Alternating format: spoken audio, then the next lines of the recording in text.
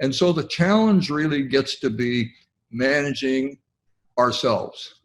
And so today our guest is one of the true authorities in the world on self-management, the achievement of human potential, and the ability to communicate. You are going to have the opportunity to hear one of the greatest communicators in existence. And I've had the privilege over a long number of years of knowing Denis Waitley and having the opportunity to work with him. And many, many years ago, Denis and I formed our first educational institution, the Western Center for Advanced Professional Education. And I kept plodding along in the research, and Denis went on to become a world famous individual his audio tapes and videotapes and books have sold over $100 million worth of that information. I can't emphasize enough to you the significance of this opportunity to once again learn from somebody who has been there, done that, and communicates it in a way that is just beyond praise. I have the greatest admiration for Denis. You know, it's great to be with all of you. I've been traveling mostly the last 40 years to a different country. I've been in 103 countries and 600 cities, which shows you I've been chasing cash flow. And only after meeting Don and others like you have I learned to earn while I sleep. And I finally achieved my financial independence, but after many, many years of just doing the same thing over and over again. Because when things are going well, I coast. And when things have been going well, I must admit, I really like being a status seeker. I like being a celebrity. I like the standing ovations, but I realized that being a servant leader was much more important than being a status seeker. In 2018, I hit 50 Chinese cities. Each one, of course, had many millions of people in it because they have over 100 cities with 1 million people. We have 9 or 10. And so in traveling throughout China for the past 20 years and all of Southeast Asia, Taiwan, Singapore, Malaysia, Vietnam, and all of the countries that are having the rising expectations because they want a seat at the banquet table. And they know how to get it because they're graduating more high-tech engineers, almost 6 times as many as we are, only they have 3 times the number of people in China, but they have 6 times the number of high-tech engineering and mathematical people graduating from their universities every year. We only have about 60,000 graduating in high-tech. So we need to keep that edge. And I only wish in my own behalf, if I could live my life again, I would have done earlier what you recommended in terms of becoming financially secure and financially independent earlier in life, so I could have helped many more people than just the few that I've been helping. I also believe that believing in your dream is so important, but I believe that that dream has to have a big why attached to it, and that why has to be servant leadership. It has to be greater than our selfish interest. I've learned that especially in these days when I'm endowing philanthropic causes with the income that I've managed to make. And I'm using the interest off the principal so that I don't dig into the principal, because I need that to continue to assure myself of good health and a long life of golden years independence. I want to be dignified in my golden years so that I don't have to be a stowaway in my grandchildren or children's homes because I didn't take care of business. And here's where what I've learned over the past 40 years and what I learned traveling all through China. I was watching the Chinese. I looked at their 100-year program. They told me behind closed doors, we have all the time in the world and most of the people.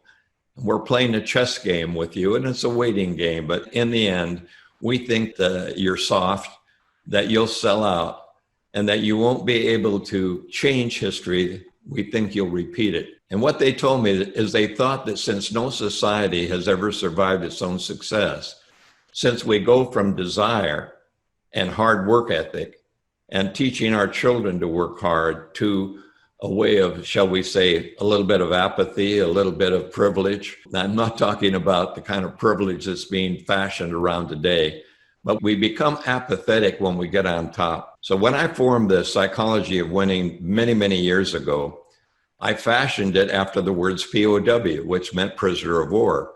I was a rehab facilitator for the returning Vietnam prisoners of war, and I marveled at the fact that during 5 to 7 years in solitary confinement, they were busy projecting themselves back home, and they were busy remembering things that were good about their life. In other words, all they had to do was think for 5.5 years. They were playing golf in their cells. They were recreating the scriptures. They were projecting where they wanted to go like a GPS system.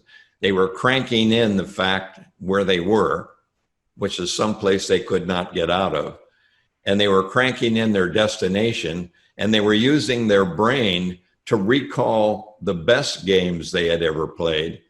And they were pre-calling what they would do when they got home.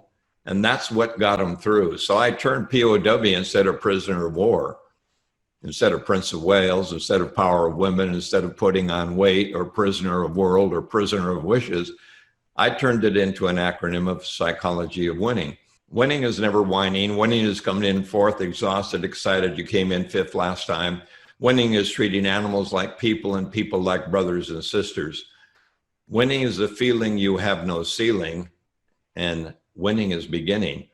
Because when you begin anything new, you're awkward at it. Every Olympian was. And every day we're exposed to role models, mentors, and I ask people every day, to whom have you given permission to train your brain? Is it the media? Is it a tweet? Is it text? Is it Instagram? Is it politicians? Politicians tell you what you want to hear. Leaders tell you what you need to know. Politicians tell you what they'll do for you. Leaders tell you what you must do for yourself. In a fast forward world with more changes in one of our days than in a decade of our grandparents' lives. Politicians want you to vote for them. Leaders want you to vote for yourself. Winning is doing within when you're doing without. The word discipline comes from the word disciple, which means teacher. And so discipline is not punishment. Discipline is the ability to internalize almost in a knee-jerk, brushing your teeth, driving your car, muscle memory function. Because what I've learned is none of my poetic rhyming means anything in Mandarin. In fact, nothing rhymes in Mandarin, so you can't give poetry and you can't tell jokes. So my interpreters have to say, Denis is saying something that he thinks is funny now, so would you please laugh? This would be a great time to laugh for Denis. You know, we don't like to fail, but failure is the fertilizer of success, and it's a detour, not a dead end.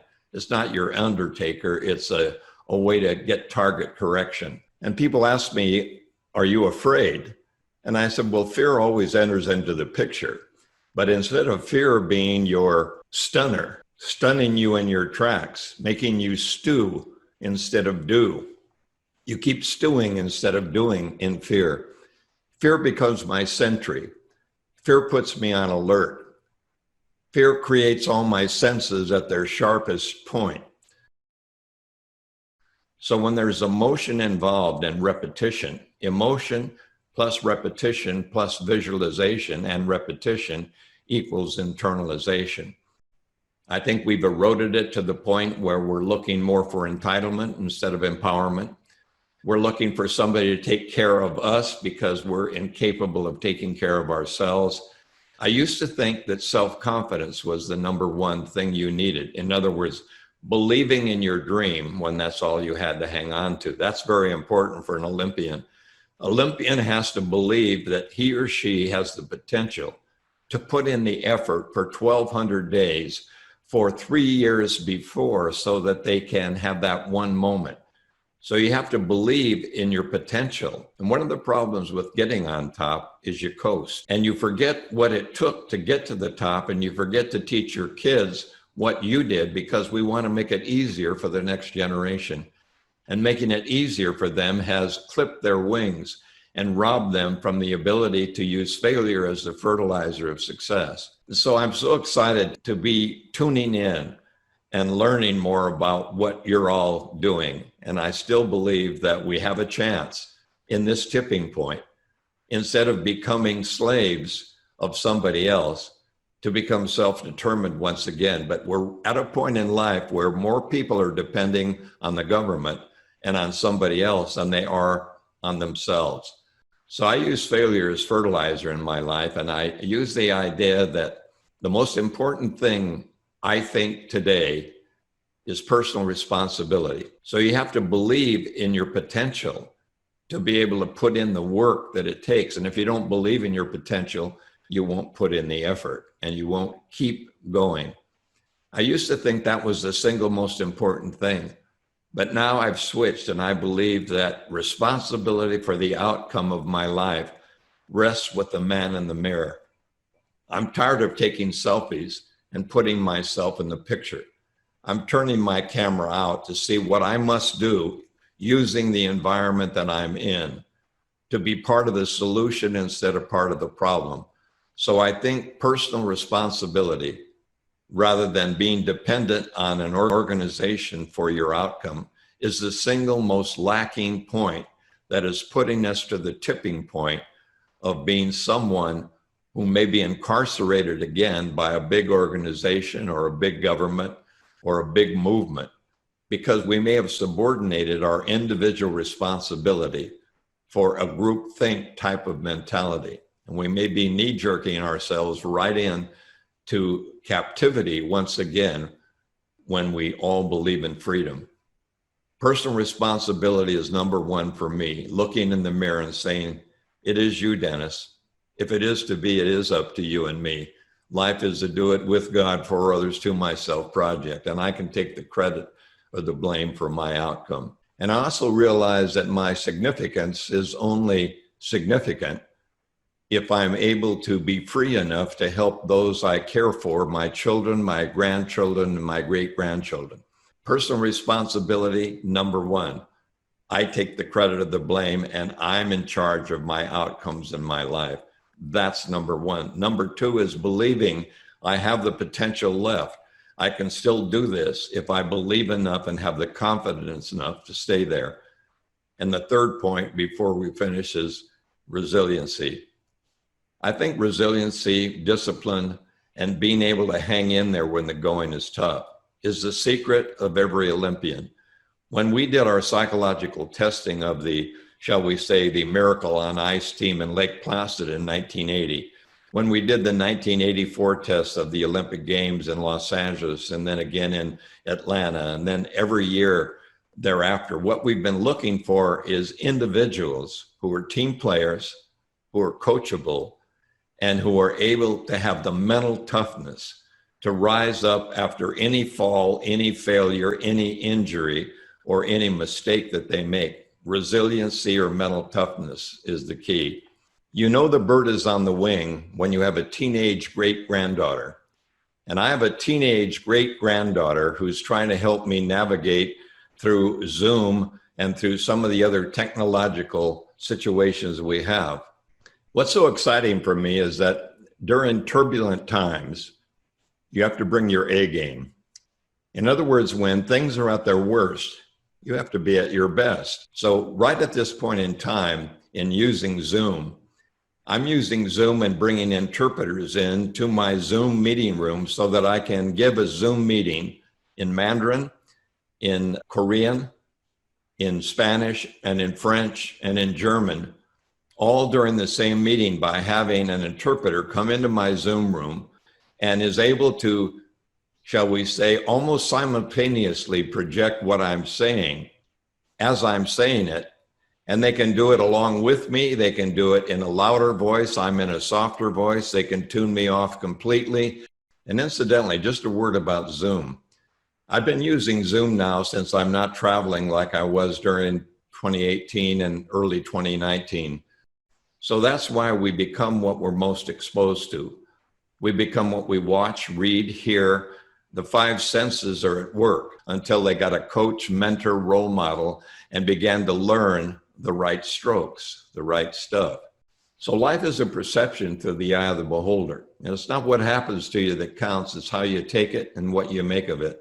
I had the good fortune during the 80s and early 90s to become chairman of psychology for the United States Olympic Committee's Sports Medicine Council. My job was to enhance the performance of Olympians with psychological programs that would enable them to do within while they were doing without, to be able to pre-play in their mind, because the mind can't distinguish something that is simulated and the real thing. The mind has no ability to differentiate virtual reality from reality. And I happen to believe that the permanent endowment concept and being an agent of progress, being a financial consultant today to help people gain financial independence for themselves and then for other people is the greatest calling in life. Because it took me 67 years of my life to become financially secure. And until I was almost 70, I was financially insecure. I played the same game everybody did. I lived up to my lifestyle. I had the Mercedes, I had the house, I had the horses, I had the pool, I had the status symbols all around me. I think this new economic order and being an agent of progress and being a financial consultant in the permanent endowment field is one of the greatest callings you can ever have. It'll help you sleep at night. It'll make you glad that you're you. And they'll say to you, I like me best when I'm with you. When you say to them, I'll make you glad you talk to me. If you win, I win. And only if you win do I win. There's the greatest profession to be in, to help other people become significant and gain significance yourself from that. And I can tell you something. In all the people I've met, in all of my professions, the entrepreneurs, the people in high tech, people in media, people in Hollywood, people in business, the athletes, Walter Payton, my friend Sweetness, who ran up that hill every summer so he could keep on running during the program, all the popular, famous people I've met. Nobody has been more meaningful to me than John Wooden. Coach John Wooden said, Dennis, you know, I would have loved to be more with my wife. I wish you were with me now. I send our Christmas card every year, and I'd give up all my championships just to be with my wife, just to be significant, just to plant shade trees also for people in the future. You know, it's not what you have, it's what you're continuing to do with what you've got. So I went to a service academy when I really wanted to be a liberal arts kind of guy.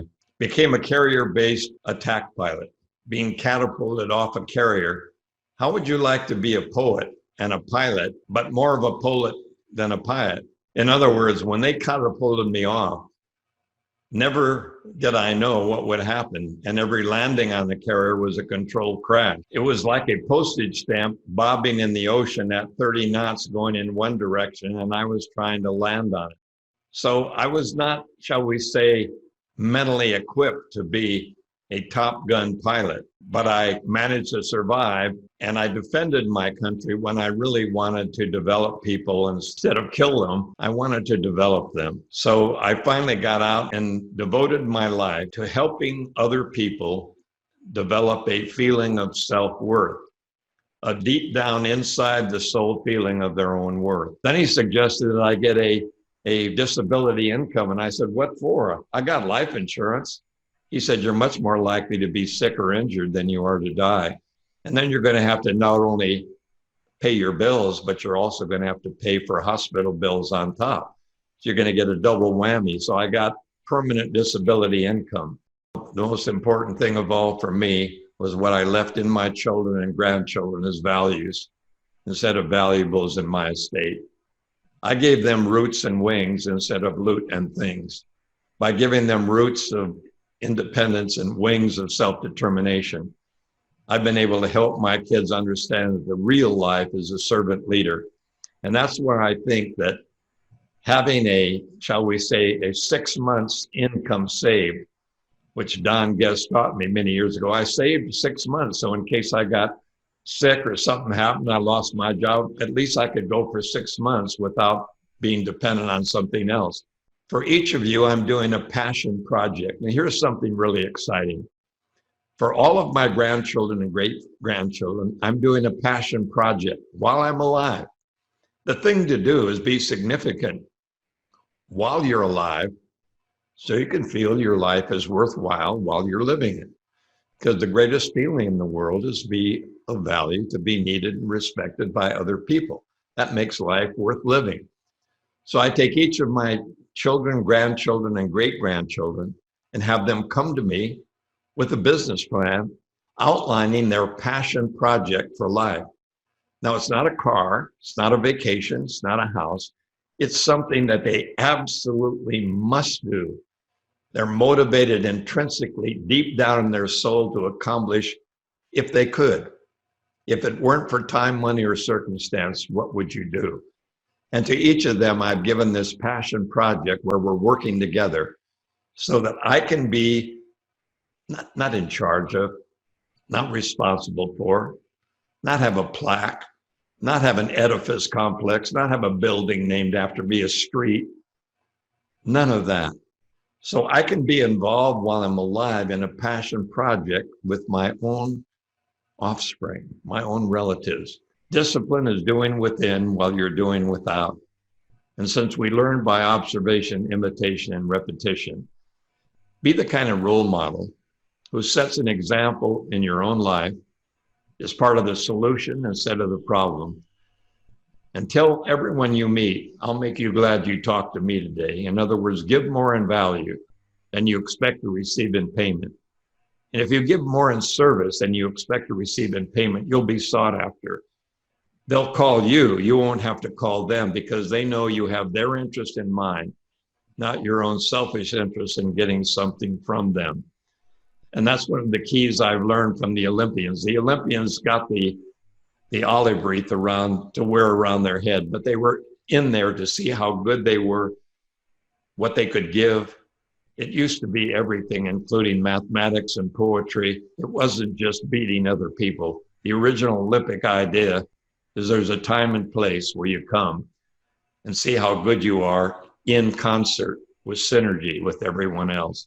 And by the way, grandson of mine, model yourself after people who are service-oriented rather than status seekers. Be a servant leader rather than a status seeker. And your seeds of greatness will be the harvest of a great life. So I'm very much concerned about the kind of inputs that we get, but I'm more concerned about the kind of people that are in the capitalism system. And that's why I wanted to just mention briefly about my early beginnings in the San Diego Life Underwriters Society, the $1 Million Roundtable, the Young Presidents Organization, and all of the financial institutions, because at my age and my present position, I think the finest career you can ever engage in would be to help other people become financially independent, and then use that independence to plant shade trees under which you yourself will never sit. For me, it's been the greatest feeling in the world at my age to have financial independence, to know that I will be only spending the interest on my endowment while I'm alive, but never touching the principal. And then I'll be able to live my life in dignity in the golden years. I will not be in a nursing home. I will not be a stowaway in my grandchildren or great-grandchildren's home. I will live my life in dignity and in personal freedom and responsibility, regardless of my health. And that's why I've told all life insurance and financial service executives the truth. I think the finest profession in the world is helping other people be free to be all they can be, free to win, free to lose, free to choose, free to make decisions, and to make those decisions early enough in life so you can have the good life when you're my age. A life of significance is in creating significance for other people, and to be able, while you're alive, to witness the benefits of what you're doing and what you've done while you're alive, not with the money in your estate that goes to relatives that are sitting around the table all dressed up and ready to receive. I've learned much more than that. And I could have made a lot more money being a lot more showy, but I never once stood up and sold my goods from the platform. I was more interested in what I was giving than what I was getting. The Olympic Games mean a lot to me. An Olympian is someone who is competing against world-class standards, not to beat other people, but to see how good he or she is against world-class standards. So competition is really competing together against standards of excellence. You don't compete against other people. You compete against your last effort to give your best effort. And every Olympian I know, it's not the arena, it's not that gold medal and the endorsement they're going to get. It's that feeling of personal excellence. It's the feeling of being in control of your own destiny and your own future. And it's also having the ambition to be able to stick with it with resilience and also with, shall we say, self-determination and self-discipline. I prefer to be a member of the great Creators Orchestra in the 16th row. So I'm an oboe player in the 16th row of the Creators Orchestra. I'm not the conductor, and I'm not the opera singer. I'm one of the orchestra. And what I've learned in all of my years is something that I've called the psychology of winning. Because those early seeds that my grandma planted in me all those many, many years ago took root. And I decided that I would be a gardener to plant shade trees for future generations under which I myself would never sit. I'm a shade tree planter. My whole mission in life is to make one life breathe easier for having met me that day. So I live every single day in a way to help every person and living thing I meet increase their life as a result of encountering me. And what it does, it gives me a feeling of having lived a life worth living, as Emerson would have said, and living a life as Einstein would have said the same way. You know, rather than worry so much about what's going on in our country, I've been spending most of my free time in Uganda, Rwanda, Malawi, and all of the remote African areas, because I learned a lot from that parable called the star thrower, which you all know, and you've all used before. The star thrower was an old man bent over who went down before the tourists got there and picked the starfish up off the beach and threw them back on the outgoing tide for another day, another week, another month of life. Well, I was in Uganda several years ago, and I was throwing my water bottles out the door of the car, and our guide said, "Don't do that. Those children are going to die of thirst anyway." And I said, "Not today, they're not, because I'm taking my bottle of water and throwing it out to the kids who are thirsty there." And they said, "Well, they're going to die a month from now." And I said, "Not on my watch." So what I did is I went back to Africa, and I've been putting in wells. And I've been putting merry-go-round, which is those roundabouts where the kids jump on them and they drive and pump the water out of the well into a cistern up above to create drinking water. And maybe I'm doing, let's say, a village of 500, 5,000. So in the 10 years, I've done 5,000 people in a village who will get to drink, get to live another month, another 2 months, another year. This is part of my passion project of permanent endowment, planting shade trees for future generations. But during World War II, my grandmother and I, in this little frame house in San Diego, planted a victory garden. And we called it the Seeds of Greatness Garden. I said, "How do you know the stuff will come up that we're putting in this package of seeds we're putting in the ground?" She said, "Well, whatever you put in the soil will reach its full potential if you nurture it. Those are called the seeds of greatness, and they're early feelings of worth in a person." I said, "I know, but Grandma, every week there are weeds and they don't need watering." She said, "Well, that's what happens in life.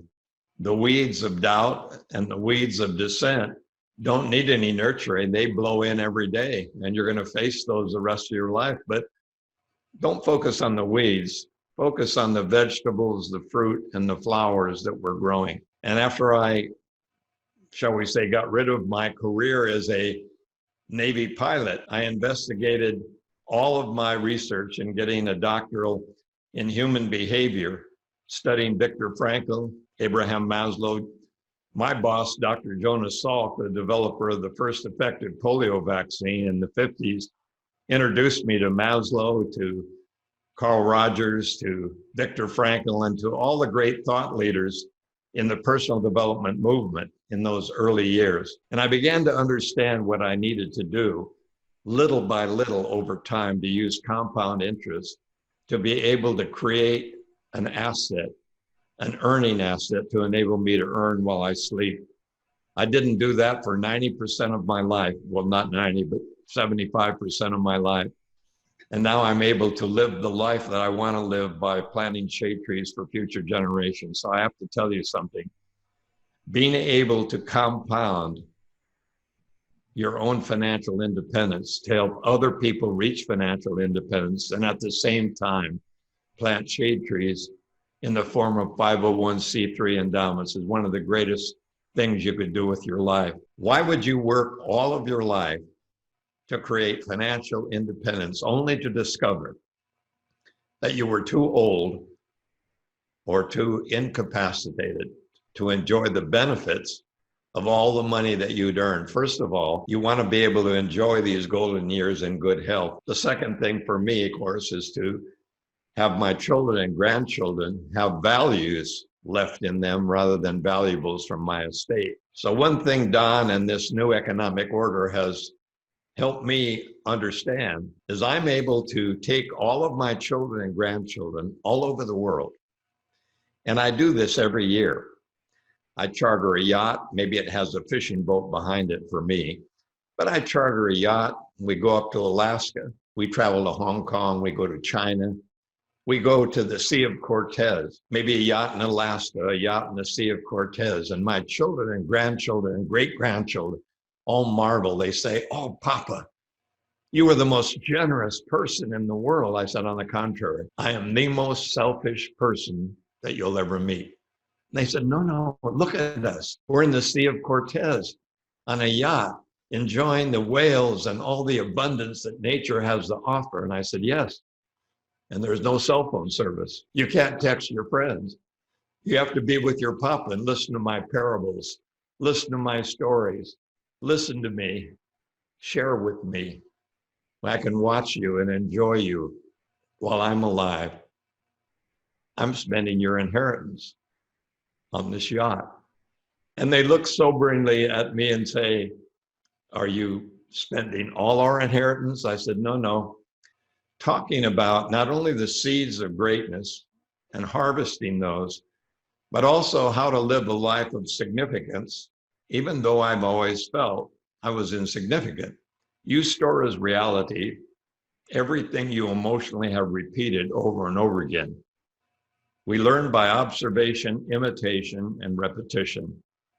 And everything you'll ever be, the books you read, the people you meet, your role models, mentors, your heroes and heroines, the people that you watch every day, you become that to which you're most exposed. And thoughts not only become things, thoughts become actions, and thoughts become people.